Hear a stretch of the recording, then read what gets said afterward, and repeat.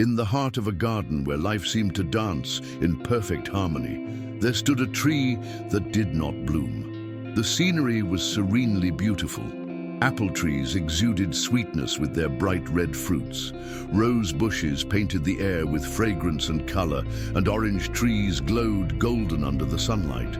Every plant seemed to know exactly what it was and what its role was in that vibrant little world. Everything had purpose. Everything except her, the silent tree with thick branches and dull leaves, didn't know who she was or why she was there. And it was precisely that doubt, that absence of identity, that gnawed at her soul. She didn't feel envy. It was deeper than that. She felt misplaced, as if she'd been planted in the wrong place, at the wrong time, in the wrong body. What hurt her wasn't the beauty of others, but the deafening void inside herself. The others greeted her kindly, but no one stopped in her shade. Perhaps because she herself didn't know whether she was shade, flower, or fruit. She tried to fit in. Each morning, upon hearing the silent applause the wind seemed to offer the fruit-bearing trees, the lonely tree tried to imitate them. She forced buds that weren't hers, searched for aromas she didn't carry within, stretched her branches like arms in prayer, begging for an identity that made sense. She tried to grow apples, but her branches buckled under the weight of failed attempts. She tried to bloom like the roses, but her petals withered before they could be born. And with each failure, sorrow rooted itself deeper, whispering, "You're not enough. You'll never be like them." She felt like a mistake, a sad accident in the middle of order.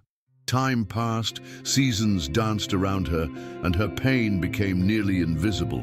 No one noticed, because it was a kind of pain that made no noise. But inside, every failed attempt became a cruel whisper of inadequacy. Yet despite the silence that enveloped her, something within the tree refused to die. A spark, faint, almost imperceptible, that kept her trying even without knowing exactly what for. It was as if a very ancient and deep voice, hidden beneath layers of frustration, still whispered, "You were not made by accident." That intuition was the only thing stopping her from giving up completely. And it was on a golden-skied evening, as shadows began to stretch and the garden withdrew into silence, that something different happened. An owl landed on one of her branches. She had come from afar, with eyes as deep as the night and a calm that seemed to hold centuries. For the first time, the tree felt seen, not looked at, truly seen. The owl said nothing at first. She just stayed, as if listening with her heart. And in that moment, time seemed to stop. There was no judgment, no comparison, no expectation, only presence. And that, for the tree, felt like sacred relief. When the owl finally spoke, her voice was steady and serene, like someone who had crossed many nights. "You don't need to be what the others are. You need to be who you are." The tree trembled, not from fear, but as one who receives a truth long awaited. "But what if I'm nothing?" she thought, distressed. The owl, as if she could hear the tree's thoughts, replied gently, "You are an oak. You were not born to bear sweet fruits or delicate flowers. You were born to offer shade, shelter, structure, and strength. Your value is not in what is seen, but in what is felt when others are near you." In that moment, something within the tree shifted, as if an old lock had been released. For the first time, she understood. Her problem was not being different. It was trying to be the same. All the hurt came from the effort to deny her own nature. And now, there was peace. A peace born not from being accepted by others, but from deeply accepting herself, from recognizing her place, even in silence. That same night, while the stars began to bloom in the sky like tiny silent witnesses, the tree did something she had never done before. She stopped trying to be someone else. Instead of stretching her branches toward imaginary fruits, she drew them in gently, as if embracing herself. She closed her eyes, the eyes of the soul, and listened. She listened to the wind passing through her leaves, to the sound of her roots touching the earth, to her own plant breath, ancient, steady, alive. And there, in that deep silence, she finally felt her essence vibrate. She was strong, she was steady, she was refuge.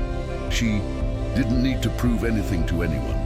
Her very existence was already a gift to the world, and as if the earth itself had heard her surrender, a change began to unfold. Her roots dug deeper with new confidence.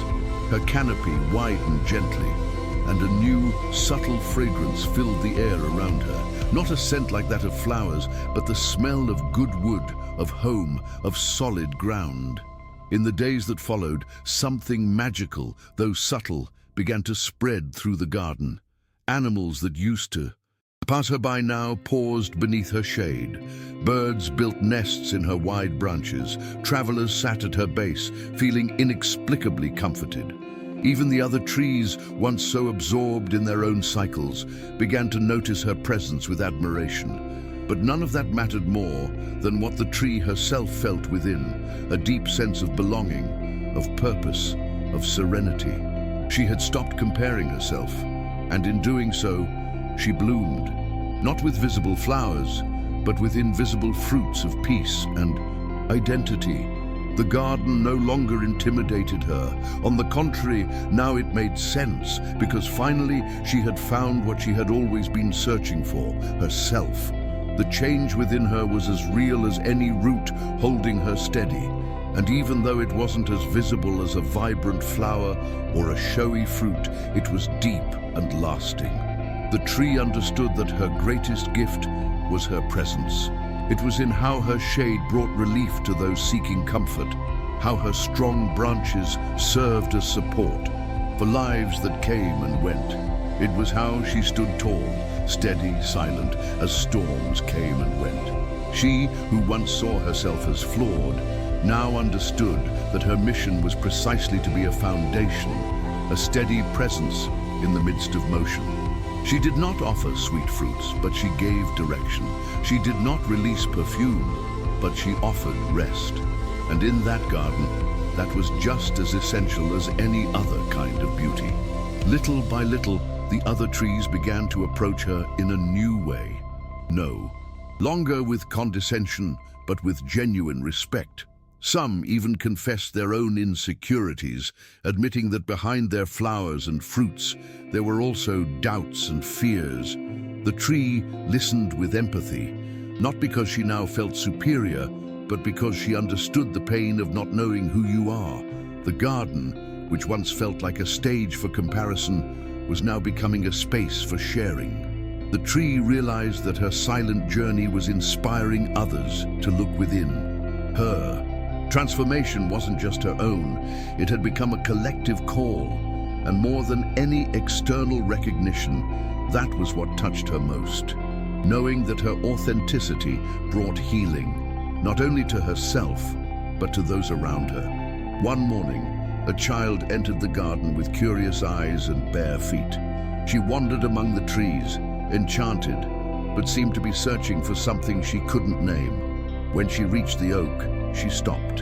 There were no flowers there, no bright fruits, but there was something that made her sit down, lean her back against the thick trunk, and close her eyes as if she were home. She stayed there for long minutes, breathing deeply, smiling in silence.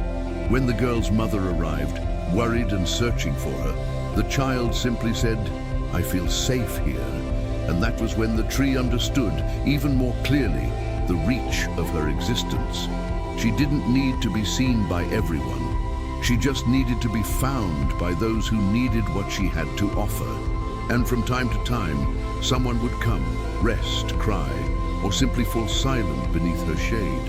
And each of them, upon leaving, carried something invisible yet profound. A bit of strength, a bit of peace, a bit of faith. The tree began to see herself with a new kind of tenderness. She noticed the marks of her past attempts, the branches that once tried to bear fruit and couldn't, the leaves that withered from trying too hard. But now she saw them not as failures, but as signs of the path, like scars on someone who lived deeply, even before they found themselves. Everything about her made sense now, the slowness, the early stiffness, the prolonged silence. Every detail had been necessary for her to get here. The owl's visit, that night of revelation, had not been an isolated miracle, but the result of a calling that had been echoing for a long time. A calling that could only be heard once she stopped looking outward for what had always been within. And now, with strong roots and open branches, she lived with purpose, not because someone else had recognized her, but because she had finally recognized herself. And so, in that garden where so many forms of beauty coexisted, the oak tree remained, not as the most eye-catching tree, but as the one whose shade held stories of reconnection. She no longer needed silent applause or proof of worth. Her peace spoke for itself. Her strength was quiet but solid as stone, and her existence, once filled with pain and doubt, had become a living testimony that there is meaning in being who you are, even when the world insists on making you believe otherwise. Her example touched not only the plants around her, but also the human beings who passed by. Many left different, not because of something the tree said, but because of what she was. And that was the miracle. To be light without drawing attention, to be an answer without needing questions. In the end, she understood that her mission was never to compete or to prove, but simply to remain standing, offering the world what only an oak can offer: shelter, presence, truth. And in that, there was faith. And you? Have you ever felt like this tree, trying to fit into places where your soul couldn't bloom? Share in the comments what this story stirred in you. Maybe your truth will inspire someone else who feels lost and is trying to remember who they are. If this message spoke to your heart, like the video and send it to someone who needs it today.